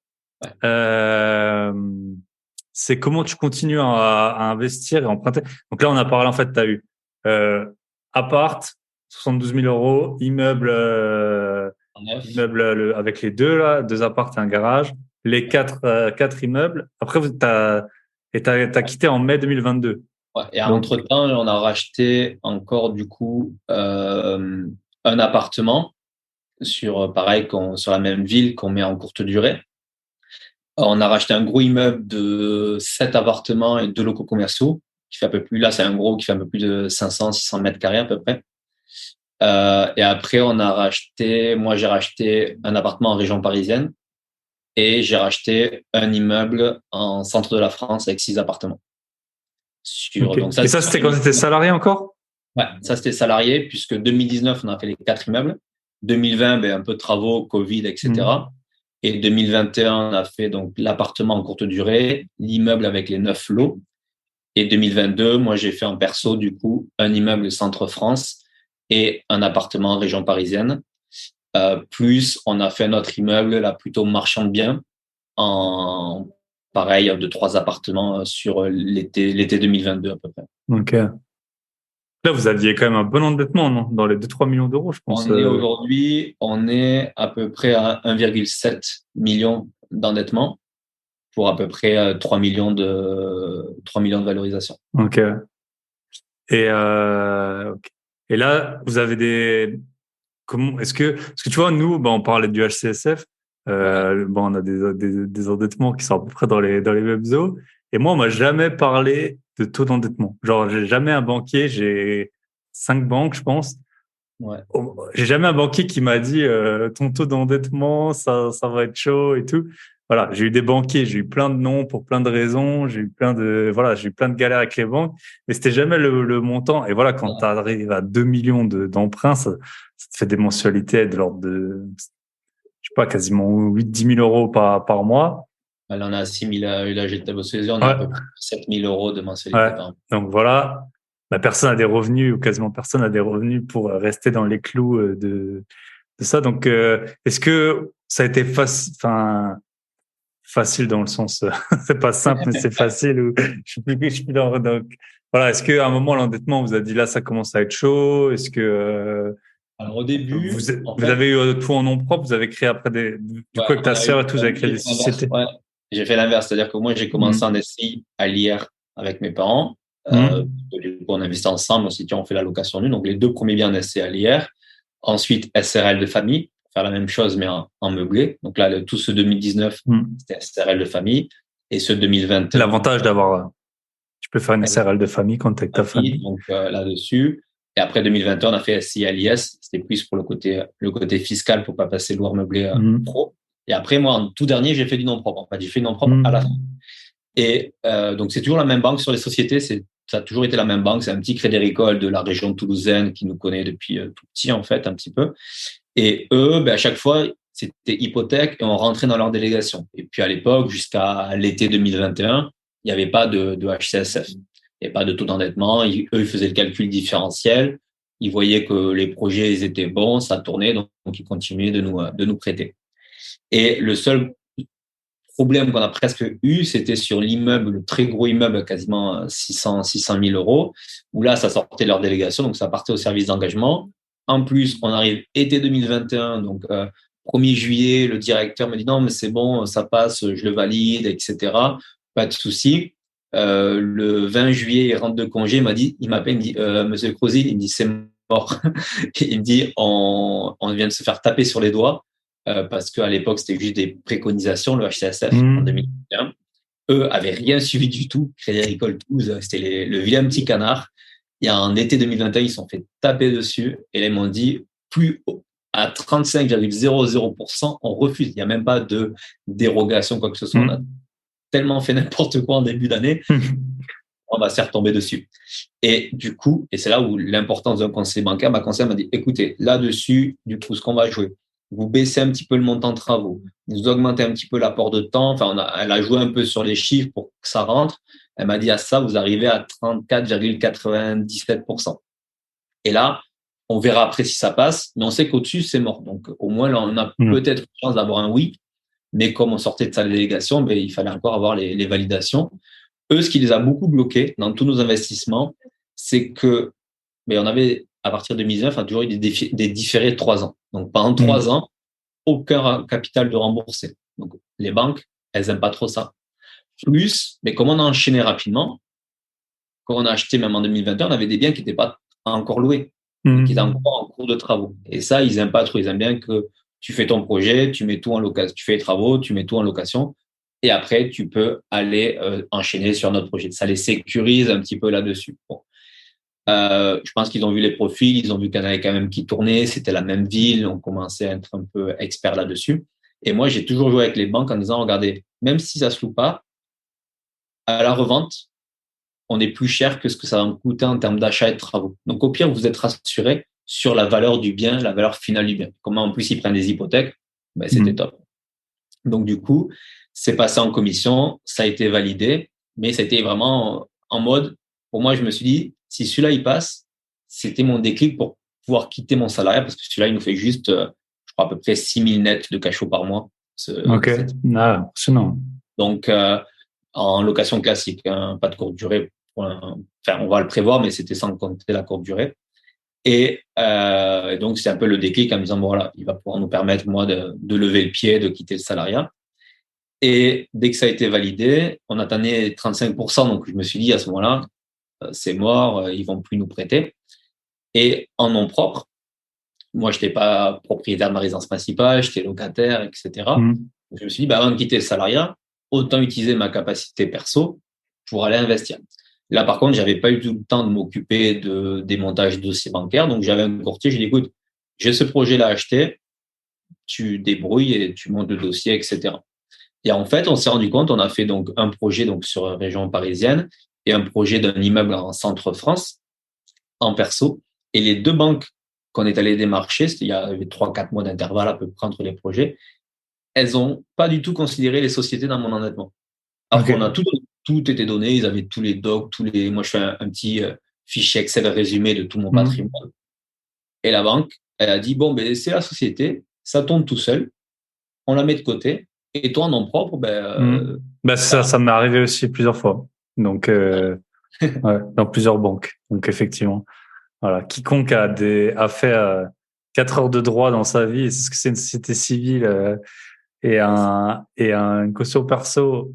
Voilà, c'est que c'est exactement la même chose, mais caution perso à 100%, alors que t'as que la moitié des loyers, départ, quoi, ou des loyers, ouais. Donc voilà. Donc, du coup, on n'a pas eu de blocage jusqu'à ce moment-là. Mais par contre, je savais que là, même en perso, en société, on atteignait un peu le max. Notre banque principale nous a dit, là où ça a bloqué, c'est trop d'encours, puisqu'on atteignait quasiment, je crois, 1,3 million, 1,4 million d'encours chez elle. Donc, elle a dit, juste sur vos têtes, pour une petite agence régionale, c'est compliqué. Et ils ont dit, bon, on va laisser passer un petit peu, revenez nous voir plus tard. Et par contre, là où on a fait, je pense, une erreur, c'est que les nouvelles banques qu'on allait démarcher, quand elles voyaient le dossier bancaire à monter tout l'historique, elles disaient, c'est les conseillers particuliers, pas les pros, mais les conseillers particuliers me disaient, ouais, le bien, il a l'air génial, le nouveau projet, il a l'air top, mais votre dossier bancaire à monter, ça nous prend 3 jours, même si tout était carré, etc. Et donc, juste pour ça, ils me disaient, on n'a même pas envie de s'embêter le dossier. Au bout d'un moment, il y a des gens qui mentent sur les projets qu'ils ont, juste pour ça, en fait. Ouais. Pas pour cacher de l'endettement, pas pour, juste parce que, voilà, t'as Martine, 45 ans, 3 chats, qui ont envie d'en faire le moins possible. Et si tu commences à lui parler en plus, SARL, déjà la SCI, c'est déjà, alors la SARL de famille et tout, tu commences à perdre tout le monde, quoi. Ok, top. Et donc, du coup, t'as pu, donc comment t'as continué à emprunter, donc là, en gros, qu'elle en a fait tout le tour, donc le gros immeuble, l'appart, que tu loues, je suppose, en région parisienne aussi? Ouais, en région parisienne, je le loue un peu, régulièrement. Ouais. Ok. Et donc, l'immeuble en centre. Et après, bye bye patron. Et après, je me suis dit, on avait un autre projet d'immeuble, un petit immeuble en locatif. Là, le Crédit Agricole nous dit, c'est mort, il y a trop d'encours chez vous. En parallèle, j'étais pile poil sur mon bye bye patron, je me casse. Et donc, du coup, on a dit, bon, on va se lancer en marchant. Et sur mon départ, ce qui était assez drôle, c'est que mon départ, ma boîte savait déjà depuis 6-8 mois que j'allais partir. Puisque, en fait, dans la société dans laquelle je travaillais, je crois que j'ai aidé un peu tous mes collègues à acheter de l'immobilier. On avait une équipe, on était 7-8 de jeunes entre 28 et 35 ans à peu près. Et que ça soit pour leur résidence principale, parce que moi, je considère aujourd'hui que pour des personnes, tu vois, qui habitent en région parisienne, qui sont salariés, qui se plaisent dans ce qu'ils font, etc. Moi, je leur disais, mais écoute, tu vas pas passer 10 ans à payer un loyer à quelqu'un d'autre, même si tu n'as pas une envie d'investir dans l'immobilier parce que voilà, tu es plutôt un profil un peu tranquille, un peu plus patrimonial. Achète au moins quelque chose pour toi. Achète-le bien, par contre, mais achète au moins quelque chose pour toi. Et tu verras, dans 4-5 ans, tu te remercieras. Et donc, ben, beaucoup se sont dit, OK, ben, vas-y, je vais acheter. Donc, je les ai accompagnés un peu dans ces petites acquisitions-là. Donc, ils savaient très bien ce que moi, je faisais en parallèle. Et ils me voyaient toi, tous les jours. Et je leur avais dit, ben, écoutez, je vais quitter le boulot parce que ben, j'ai fait l'immobilier, j'ai d'autres projets entrepreneuriaux derrière, etc. Par contre, c'est juste sur le timing. Là, je suis en train de faire 3 achats. Dès que j'ai la validation des 3 financements et que c'est bon, je vous dis au revoir. Je vous préviendrai peut-être 2 mois avant à peu près, mais juste prévoyez-le dans votre planning. Je m'en vais. Et puis après, ça tombait bien parce que j'étais sur un projet de construction d'usine en Russie. Donc, l'un dans l'autre, hein, début 2022, projet à lâcher. Et donc, en mai 2022, ouais, j'ai quitté le boulot, bye bye patron, et je me suis mis du coup à mon compte. Bye bye Paris aussi, Bye PBP, bye, bye bye ouais, Paris. bye bye Paris. Au final, en fait, moi, c'était vraiment l'immobilier, c'était vraiment un gage de liberté. C'était vraiment, j'adore voyager, j'adore bouger. Je suis quelqu'un que tu peux pas mettre pendant 2 mois au même endroit. Je peux pas. Donc, du coup, ben, ça me permet de bouger, région parisienne, Toulouse, l'étranger, etc. Et ça a été aussi un peu mon vecteur d'investissement et aujourd'hui de gestion, me dire, on a une quarantaine de lots, on gère tout en direct quasiment. J'ai pas envie d'être 6 heures par jour sur mon immobilier, que ce soit à gérer des chantiers, aller chez Leroy Merlin, à gérer des locataires, parce que si j'ai quitté mon salariat, c'était pas C'est pas pour un nouveau boulot. Et ça, on le voit beaucoup sur Instagram, hein. Des et gens qui font des malheureusement, chantiers eux-mêmes et tout. J'ai l'impression que c'est sans fin leur truc. Franchement, c'est pour.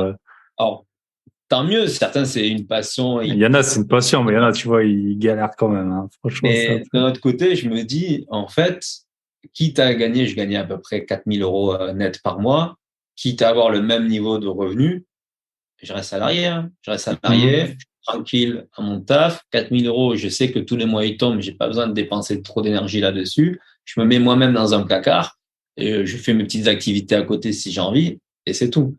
Donc, c'est vrai que je dis, ouais, je quitte pour avoir peut-être 3 000 à 4 000 à côté, mais y passer autant de temps et comme tu dis, en plus sur des chantiers à Leroy Merlin, à bouger avec le stress Ouais, de... c'est moins intéressant, même intellectuellement, que ce que tu Ouais, faisais. c'est ça. Donc voilà, donc, du coup, j'ai quitté et permis de bouger pas mal. Et là, je me suis dit, OK, c'est cool. Je suis plus finançable. Je suis plus finançable. Déjà qu'avec l'endettement, c'était limite. Là, Là, j'ai t'as plus, toujours l'endettement, mais t'as plus de revenus, quoi. Donc, j'ai plus de revenus. Donc, je peux leur dire, écoute, alors même avec mes loyers, aujourd'hui, j'ai fait le calcul. Je crois que je suis à 38-40% d'endettement avec, en comptant les loyers et les charges. Mais du coup, bon, ben, pour des nouveaux projets, il n'y a pas trop de revenus fixes pour la banque. Donc, j'ai mis ça à côté. Mais par contre, comme régulièrement, on m'envoyait des projets intéressants, je me suis dit, ben, pourquoi pas du marchand bien? On a la trésor de côté, on a des opportunités qui grâce arrivent. au différé, notamment, quoi. Voilà. Grâce au différé, grâce à la gestion, moi aussi, ben, l'argent que j'avais mis d'expatriation à côté, qui était toujours en train de dormir. Donc, on s'est dit, bon, ben, pourquoi pas, marchand bien, on connaît notre secteur, on a des agents immobiliers qui nous envoient les biens, on a des entreprises travaux. Bon, et si on a des opportunités, pourquoi pas? Donc, on a acheté 2 projets en marchand de biens, un petit immeuble qu'on a rénové, une maison où on a juste mis un coup de peinture et qui est en cours de revente, mais vraiment par opportunité là-dessus. Et je m'étais dit, bon, à côté, moi, je développais plutôt, ma priorité aujourd'hui, c'est développer le côté business, coaching, accompagnement que j'ai dans l'IMO. Et si j'ai des biens qui arrivent, je regarderai. Et au final, un jour, j'ai une personne que j'ai rencontrée sur des événements IMO, qui est devenu aujourd'hui un ami, et qui investit dans la même ville, et qui me dit, écoute, t'as vu cet appartement-là et tout? Je dis, écoute, Chris, je suis plus finançable. Toi, t'es salarié, mais t'as 43% de rendement, c'est mort. Il me dit, écoute, c'est un petit budget. Moi, je suis sûr que la banque qui m'a financé mon immeuble il y a un mois, dans la même ville, elle me suivrait pour un appartement. Je dis, écoute, on n'a rien à perdre, on tente, c'est un petit budget. En plus, on a cassé un peu le prix en faisant une achat sans condition sportive de financement. Et on tente cet achat-là. On a eu les offres 3 semaines après le compromis. Ok. Le prêt était validé avant de signer le compromis, quasiment. Ouais, intéressant. Et donc, c'était il y a 3 mois, à peu près 2-3 mois, hein, mai 2023. Et là, ça m'a fait un déclic. En fait, j'ai eu ça. On m'a mis en relation avec un directeur de banque qui m'a dit non, mais moi, pas de souci, je peux vous financer d'abord en local. Donc, d'abord, là, moi, c'est un directeur de banque sur Toulouse. Donc, d'abord sur la région toulousaine. Et après, si ça marche bien, on pourra voir étendre hors secteur. Mais moi, pas de souci en SCI, hein, bien évidemment, là, sur du nom propre, ils sont soumis aux règles HCSF, obligations. Par contre, sur la SCI, ça dépend de la lecture des banques qu'elles Ouais, ont c'est à ça. la loi du HCSF. Certaines disent que HCSF, c'est du prêt particulier. Nous, on considère qu'une SCI, c'est pas du particulier, c'est du professionnel. Et donc, on est dans un flou, on va dire, on se permet de financer en faisant le calcul différentiel du taux d'endettement. Donc, si la SCI elle tourne bien, là, par exemple, ce qu'ils nous ont demandé en contrepartie, c'est de mettre 1 an d'équivalent loyer en compte courant, en fonds de roulement sur la société. Donc, on a des contreparties un peu plus dures qu'on avait avant, mais au final, c'est le jeu. Et c'est pour ça que c'est un peu étape par étape. Ah, Mais bien sûr. maintenant, on a démarché ces banques-là qui ne se protègent plus sur nos revenus fixes, mais Mais par sur le contre, bien, en fait. elles se protègent sur le bien et surtout sur le patrimoine. Aujourd'hui, en 3 ans, vraiment, 3-4 ans vraiment d'investissement pur, on a une grosse différence entre notre capital restant dû et notre valo, puisqu'on a investi dans des secteurs qui ont énormément pris de valeur, on a aussi très bien acheté. Et donc, je leur dis aujourd'hui, je crois qu'aujourd'hui, juste déjà 25% de nos loyers couvrent les mensualités sur les biens qu'on a aujourd'hui. Plus, je dis n'importe quel bien, vous le prenez, vous le vendez demain, vous récupérez votre capital, plus la marge derrière. Et donc, c'est ça, je pense, qui, à un moment donné, commence à les Mais c'est pas les rassurer. mêmes banques, non? C'est pas la même banque. C'est pas les mêmes banques, mais elles voient l'historique. Et Ok. du coup, elles se disent, OK, si ils ont acheté dans tel secteur et ils ont Ok. autant de delta entre le capital restant dû Parce que et ça, je pense que tu le présentes enfin, moi, dans le fichier Excel que je fais, l'argent. ben voilà, il me reste tant, puis ça vaut autant, quoi. Donc, C'est là où des personnes me disent, ouais, je vais faire une présentation à la banque, je vais lui montrer que mes projets, ils ont telle rentabilité ou tel rendement. Je ne sais, la banque, le rendement, elle s'en fout, en fait. elle, c'est la liquidation, quoi. Si tu C'est meurs, ça. qu'est-ce qui t'arrive, quoi? Exactement. Si Ouais. demain, tu arrêtes de payer, la banque, elle s'en fout du loyer. Elle veut juste savoir que si elle vend, qu'est-ce qu'elle récupère. Et aujourd'hui, moi, je force les gens à axer leur discours, leur négo à la banque, surtout en ce moment avec le marché qu'on a, en disant, regardez, j'achète tel prix, j'ai tant de travaux et j'ai fait mes analyses et ça se revend tant. Donc, j'ai une marge et vous êtes protégé plus. Maintenant, ils demandent un peu d'apport. Donc, du coup, tu mets un peu d'apport. Ça leur diminue leur risque. Mais au moins, vous êtes tranquille. Donc, aujourd'hui, nous, les banques, en fait, je me suis rendu compte avec un contact de directeur d'agence là, la conseillère, je crois qu'elle est directrice adjointe de celle qui nous a financé pour ce petit appartement-là. J'ai eu d'autres contacts aussi qui m'ont dit, ouais, mais il y a, comme tu dis, en fonction des banques, mais sous le format SCI à l'IS, ils vont considérer que tu es sous le format un peu pro et vont s'appuyer sur ton patrimoine actuel. Ils vont se rassurer là-dessus. Tu auras des contreparties un peu plus difficiles, mais entre guillemets, tu peux continuer d'investir. Ok, Donc, intéressant. c'est pour ça qu'aujourd'hui, du coup, depuis 1 mois, je dis, ouais, cool, on va se relancer sur les achats et je suis sur 4 acquisitions. 4 Alors, du acquisitions. coup, allez hop, En c'est bon, cours, on a rouvert c'est j'ai, comme le ketchup, là, il disait ouais, c'est Ronaldo, ça. là, c'est comme, ok, ok, top. Et tu Super. penses que tes revenus, donc maintenant, tu t'as dit, tu accompagnes des Ouais. investisseurs et tout, tu penses que ces revenus, ils ont un quelconque, forcément, c'est mieux que de pas en avoir, mais est-ce que tu penses que c'est ces revenus qui aident aussi ou pas forcément? C'est plutôt le patrimoine. Les revenus locatifs, tu parles? Non, tes revenus pro que tu as par rapport à tes élèves Les que tu revenus accompagnes. pro, moi j'ai démarré l'activité pro coaching en mai 2022, donc là aujourd'hui on est juillet 2023. Donc j'ai déjà même pas un bilan, puisqu'en plus j'ai fait un premier bilan à plus de 12 mois. Donc sur la société, j'ai même pas encore de bilan, même si on peut faire un arrêté pour montrer un petit peu ce qui s'est fait sur les 7 mois de 2022. Et en fait, aujourd'hui, je pense pas parce que là, les banques, tu vois, par exemple, je leur ai même pas forcément présenté. Ouais, C'est bien sûr. l'argent pour moi qui reste dans la société et qui sert surtout à être réinvesti dans le développement de cette société-là. Mais je sais que là, je vais arriver à fin 2023, ça va aider parce que j'aurai un premier arrêté sur un peu moins d'un Mhm. an, une vraie année de bilan avec une croissance et une projection sur 2024. Donc ça, je pense que ça va aider à aller chercher des financements dans des banques qui sont un peu plus sécuritaires, qui aiment bien un peu plus se sécuriser, en montrant que l'activité, on va dire, principale pro, entrepreneuriale, commence à bien tourner aussi. Et comme tu dis, peut être, comment ça s'appelle, peut être un effet supplémentaire pour rassurer la banque. Mhm. Ok, top. Bah, écoute, je pense qu'on a fait un bon tour, Ouais. sachant qu'on a un deuxième podcast, donc vous pouvez nous rejoindre sur le podcast La boîte à outils des investisseurs où on va discuter de comment tu visites, enfin comment tu ne visites pas justement, comment tu t'achètes la plupart des biens sans visiter, comment tu analyses tes outils et voilà la gestion à distance. Aussi, moi j'ai pas mal de biens à plusieurs centaines de kilomètres, on connaît. Voilà, on a déjà parlé aussi avec la personne que tu as pour les visites. Donc, bah écoute, si on veut te contacter, Joris sur Instagram. Yes, bon, je te donnerai le lien également. C'est Yes. ouais, principalement sur Instagram, c'est là où je communique régulièrement. Donc pour l'instant, le compte s'appelle Objectif épargne immobilier avec un tiret underscore entre les différents mots. Donc voilà, donc directement sur Instagram principalement. Ok. Et à Toulouse, tu fais des apéros, des trucs comme ça, parfois des événements? Et ouais, alors même sur Toulouse, sur Paris, parce que je suis souvent entre les deux. Sur Toulouse, on a un bon petit groupe et une fois par mois, on organise des événements apéro. On est trentaine, cinquantaine à chaque fois à venir. Bon, il y a plusieurs personnes maintenant qui commencent à organiser. Mais du coup, Julien Calamotte aussi, une fois Mhm. par mois, organise. Donc c'est bien parce qu'on rencontre, on a aussi bien aussi des professionnels, ça qui est top sur Toulouse qu'on n'avait pas forcément en région parisienne. C'est qu'on a aussi des notaires, des avocats. Bon, on a pas mal d'agents immobiliers puisqu'on travaille beaucoup avec les agents immo, mais des experts comptables, etc.